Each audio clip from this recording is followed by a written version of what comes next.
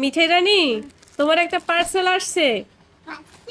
হ্যাঁ, আর এই পার্সেলটা তোমাকে পাঠাইছে হচ্ছে জেড স্টাইল ফেসবুক পেজ থেকে। তো এখন চলো এটা আনপ্যাক করি। হ্যাঁ, খোলো। খুলতে পারবা? মিঠাই হচ্ছে এখন বড় হয়ে গেছে, এখন সে নিজে নিজেই পার্সেল খুলতে পারে। হ্যাঁ, শাড়ির মধ্যে চকলেট আছে? তুমি দেখছো?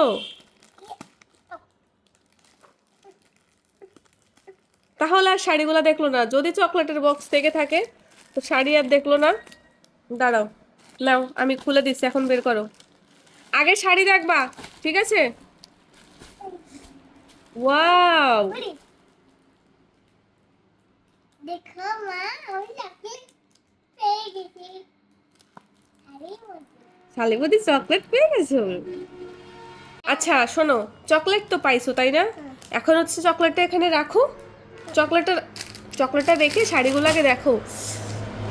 আমাকে এটা হ্যাঁ, তোমার কাছে থাকবে। বাবু হয়ে বসো, আগে বাবু হয়ে বসো। ওরে বাবা রে। এবার শাড়িগুলো দেখো। এখানে একটা বেনারসি, তারপর এখানে একটা সুন্দর একটা শাড়ি আছে, এই একটা শাড়ি।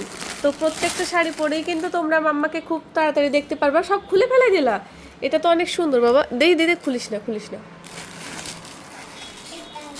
এটা অনেক সুন্দর একটা শাড়ি।